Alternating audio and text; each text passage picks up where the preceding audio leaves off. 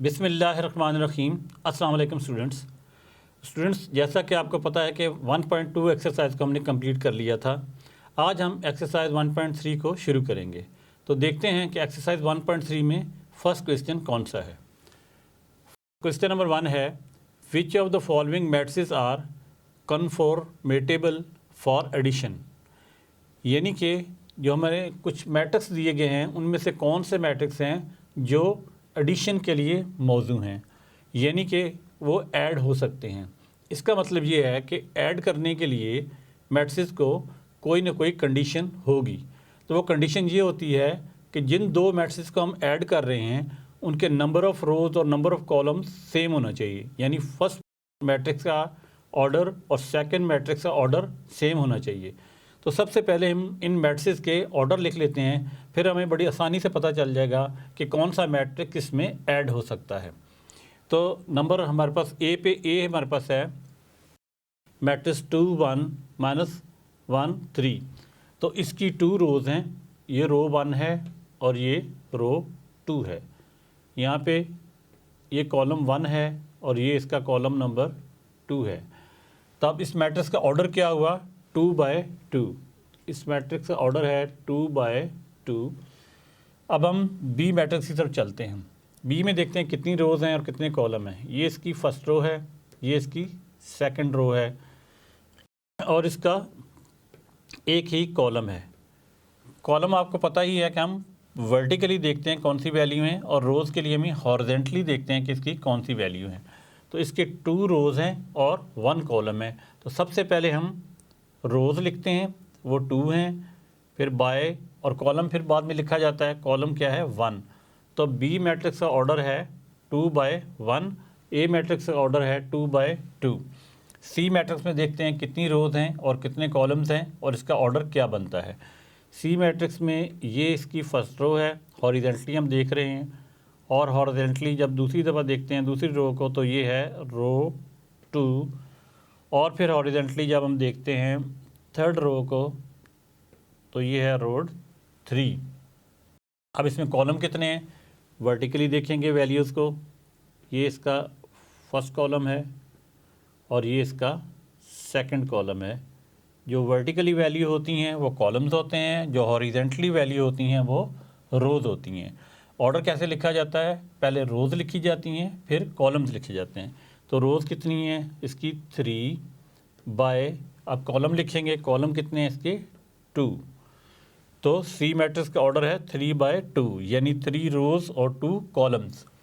अब हम देखते हैं डी मैट्रिक्स का ऑर्डर क्या है। डी में ये 2+1 लिखा हुआ है। जब ये वैल्यू इकट्ठी लिखी हों तो इसका मतलब ये होता है कि ये एक ही वैल्यू है, यानी एक ही ये एंट्री है। तो अगर 2+1 करते हैं तो ये बनता है 3। अब ये एक एंट्री है, 2 नहीं है। अब इसकी सबसे पहले हम रोज़ देखेंगे, कॉलम देखेंगे, फिर इसका ऑर्डर फाइंड करेंगे। तो रोज़ इसकी कितनी हुई, ये फर्स्ट रो और ये इसकी सेकंड रो। अब कॉलम देखते हैं वर्टिकली, तो वर्टिकली 3 है, ये 3 है, तो एक ही कॉलम है इसका, सिंगल कॉलम। अब डी मैट्रिक्स का ऑर्डर क्या होगा, यानी number of rows multiply by number of columns, 2 rows by 1 column. तो यहाँ लिख देते हैं 2/1, ये डी मैट्रिक्स का ऑर्डर है। ई मैट्रिक्स में देखते हैं कितनी रोज़ हैं और कितने कॉलम्स हैं। ये इसकी फर्स्ट रो है हॉरिजेंटली, और हॉरिजेंटली ये इसकी जो एंट्रीज हैं ये इसकी सेकंड रो है, और ये इसका फर्स्ट कॉलम है वर्टिकली, और वर्टिकली ये जिसकी एंट्रीज हैं ये इसका सेकंड कॉलम है। तो इसकी रोज़ कितनी हुई, 2 रोज़ और 2 कॉलम्स। इसका ऑर्डर क्या होगा, 2/2। ये रोज़ हैं और ये कॉलम्स हैं। अब हमारे पास लास्ट पे है एफ मैट्रिक्स। इसका ऑर्डर देखते हैं क्या है। सबसे पहले रोज़ देखी जाएंगी हॉरिजेंटली, फर्स्ट रो। सेकंड पे ये 1+1 लिखा हुआ है, और चूँकि ये क्लोज लिखा हुआ है तो ये 2 एंट्रीज नहीं, आपने से समझना है कि ये एक ही एंट्री है। तो पहले ही थोड़ा सा क्लियर कर लेते हैं। यहाँ पे ये देखा जाए तो ये 2 है और यहाँ पे -4 है। तो हॉरिजेंटली जब हम इसे वैल्यूज़ को देखते हैं तो ये R2 रो है। थर्ड पे रो में है ये 3+2 ये दो वैल्यूज़ अलहदा नहीं है, बेसिकली ये एक ही एंट्री है। इसे हम लिख देंगे 5 इस तरह अपने समझने के लिए, और 2 + 1 क्या है 3। तो इसकी थर्ड रो है ये वाली हॉरिजेंटली। अब वर्टिकली देखते हैं कि इसके कॉलम्स कितने हैं। ये इसका फर्स्ट कॉलम है C1 और ये इसका सेकंड कॉलम है C2। अब इसका ऑर्डर क्या होगा, EF मैट्रिक्स का 3/2, यानी 3 रोज़ और कॉलम 2। अब हमें कहा गया कि हमने इसे बताना है कि कौन से मैट्रिक्स आपस में ऐड हो सकते हैं या ऐड होने के लिए मौजूद हैं। तो हम सबसे पहले ए मैट्रिक्स को देखते हैं कि उसका ऑर्डर क्या है। ए मैट्रिक्स का ऑर्डर है 2/2, यानी 2 रोज़ और 2 कॉलम्स। अब हम देखेंगे कोई ऐसा मैट्रिक्स जिसके 2 रोज़ और 2 कॉलम्स हों। यहाँ पे क्या है जी, बी मैट्रिक्स में 2 रोज़ और 1 कॉलम है, ये इसमें ऐड नहीं हो सकता। सी मैट्रिक्स में क्या है, 3 रोज़ हैं और 2 कॉलम्स हैं, ए इसमें भी ऐड नहीं हो सकता क्योंकि इसकी number of rows column different हैं। अब डी मैट्रिक्स देखते हैं। डी में है 2 रोज़ 1 कॉलम्स, यानी इसका ऑर्डर भी ए मैट्रिक्स से डिफरेंट है। ई पे है 2 रोज़ और 2 कॉलम्स, इधर भी क्या है 2 रोज़ और 2 कॉलम्स, तो ये आपस में ऐड हो सकता है, यानी ए ई के साथ ऐड हो सकता है। तो यहाँ आंसर में हम लिखेंगे ए एंड ई, यानी ये आपस में ऐड हो सकते हैं। और ऐड होने के लिए एक और भी कंडीशन होती है कि ये वाली जो एंट्री होती है करस्पॉन्डिंग एंट्री, ये इसमें ऐड होगी और ये वाली वैल्यू जो है ये इसमें ऐड होगी। इसी तरह -1 जो है वो 1 में ऐड होगा और 3 जो है वो 2 में ऐड होगा।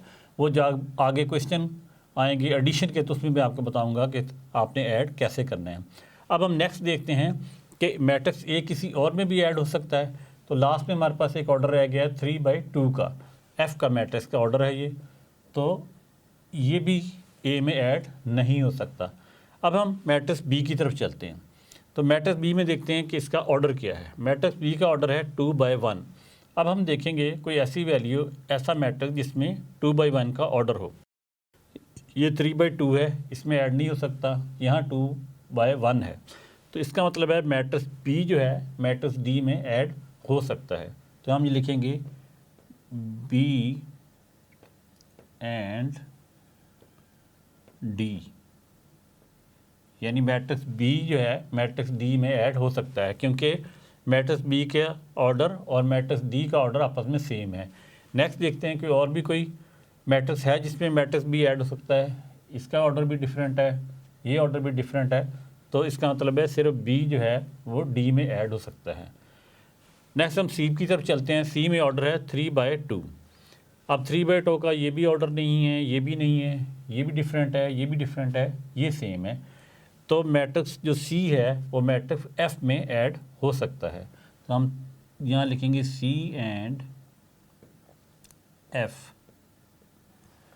यानी सी जो है वो एफ में ऐड हो सकता है। तो स्टूडेंट्स आपने देखा कि किस तरह हमने मैट्रिक्स को ऑर्डर फाइंड करके हमने देखा कि कौन सा मैट्रिक्स किस में ऐड हो सकता है। उसमें सबसे सिंपल चीज़ आपने ये याद रखनी है कि फर्स्ट मैट्रिक्स का ऑर्डर सेकंड मैट्रिक्स के ऑर्डर के सेम होना चाहिए, यानी फर्स्ट मैट्रिक्स की नंबर ऑफ़ रोज़ और सेकंड मैट्रिक्स की नंबर ऑफ़ रोज़ सेम होनी चाहिए। इसी तरह फर्स्ट मैट्रिक्स का नंबर ऑफ़ कॉलम्स और सेकंड मैट्रिक्स के नंबर ऑफ़ कॉलम्स सेम होने चाहिए, तो दोनों मैट्रिक्स आसानी से ऐड हो जाएंगे। उम्मीद है कि आज का लेसन आपने अच्छी तरह समझ लिया होगा। नेक्स्ट लेसन में हम क्वेश्चन नंबर 2 सॉल्व करेंगे। तब तक के लिए अल्लाह हाफिज़।